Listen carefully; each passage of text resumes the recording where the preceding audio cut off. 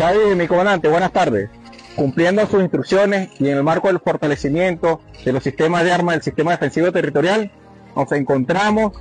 supervisando la recuperación del tanque AMX-13 asignado al comando de zona número 13 del estado Falcón, que dejo en las manos del general Betancourt, comandante de zona, para que nos dé una explicación de los trabajos que se están adelantando y que se están realizando para la recuperación de este importante sistema de armas. Triunfar, mi comandante,